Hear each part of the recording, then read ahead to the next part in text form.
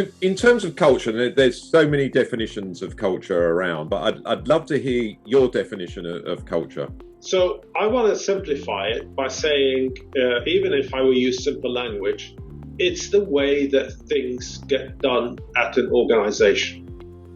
It's the way your people behave towards each other and to the outside world and to your partners, your suppliers, all of this really. And interestingly enough, at any given second, each organization of whatever size they are, their people are enacting that culture. So every day people enact, they don't even think about it, but they become somewhat programmed to enact it. And that's really a simple definition to think about.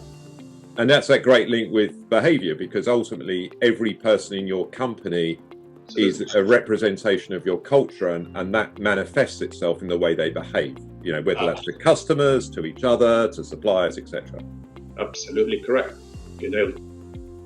So that's the definition of culture. I think that's a nice definition of culture, nice and easy, I think, for everyone to follow and understand. So then how do you connect culture to business outcomes and really demonstrate the value of culture transformation, for example? And perhaps as part of that, we can discuss how research methods have advanced over the last 10 years in terms of measuring culture.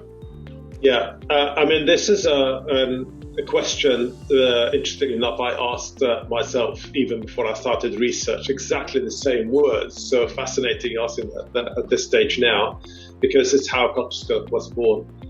So to answer your question accurately, the first thing we've got to think about, if we know that behaviors and culture is the leading indicator, and we know it's a key differentiator, it's your brand value. Even, I'm sure, hopefully you agree, it's your leading edge over your competitors, right? It is your culture. Products and services don't make themselves, and certainly on their own, they're not going to be your competitive edge. So ultimately, if we cannot understand culture, measure it, let's be accurate, bottle it, change it, drive it. If you can't measure it, you can't fix it. Really simple stuff on enhance it and maintain it.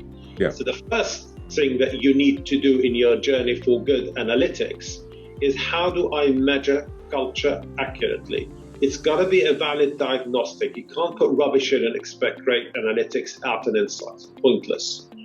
So that's the first part of the journey. And measurement was something that was heavily in our research.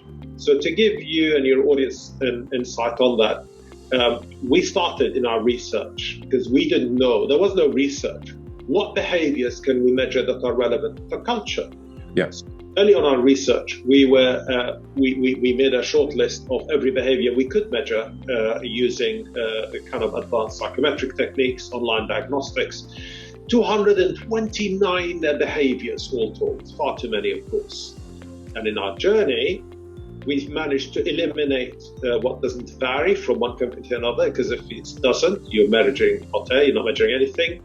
But also, we started connecting those behaviors to multiple thematic outcomes around performance, people leaving, people staying, people happy, people not, incidents, accidents, you name it, a plethora. We got incredible research around outcome.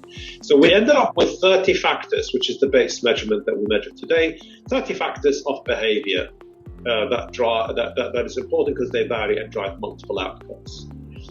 So the second key point from that is we also measure behaviors, and this is really important, but in two ways. So we have two measurement points, not one. For each person in the organization, we measure what they do at work and what are the observed behaviors in a separate measurement point around them. So yes. We get to know en masse what is the system around them that drives their behavior and how do they live within it. So you got what I lovingly call now the place and its people. We get to know what you drive at the place and how people live it. The reason being is, sadly, as you've seen in many, culture has often been the villain. How many organizations we hear that every day, and we keep just saying, it's the fault of these people here. Yeah, well, no, it's not. Sometimes the system is driving that. When I say the system, the place, rewards, organizational structure, operating models, they drive behaviors. However, We rarely design them for driving the right behaviors. So I'm a big advocate, you may have heard the term culture by design, and we can talk about that later, which is really about designing. Don't be scared. You design your financial systems, you design your products, you design. Have you designed your culture? People go, designs itself. No. You can design it to drive the right behaviors you want to see. The second part, to answer your question, is we got to connect all these behaviors to a plethora of outcomes. I'm never satisfied with one or two. So I often challenge any organization I work with to think about the thematics. Is it compliance? Is it risk management? Is it innovation? Is it creativity? Is it performance? And we invite them to bring a plethora of outcomes. Believe it or not, Culture Scope automatically can link the behaviors measured with any outcome you throw at it. And in fact, we have in our latest development program, it's a neural engine now that thinks about the data for you, so you don't have to be an expert mathematician. We connect the outcomes with behaviors to tell you 3 critical things. Here we go. 1, why do things happen? Yeah. You might have a lot of insight that they've happened today. I'm not going to add value there. You know that. You know if people are engaged or not, people left or not, accidents have happened or not, performed well or not. But you don't know why. We got to tell you why things happen. I got to also tell you how to improve things. We do that through predictive analytics. But also, we do that with what I call, the technical term being path analysis, which is a roadmap by connecting. What outcomes do I need to work on first, second, third, fourth? If I have 20 outcomes I want to improve, imagine that I could tell you what is the optimal route to work on. Don't invest on 20 at the same time. You don't have to do that. But what do you do first, second, and third?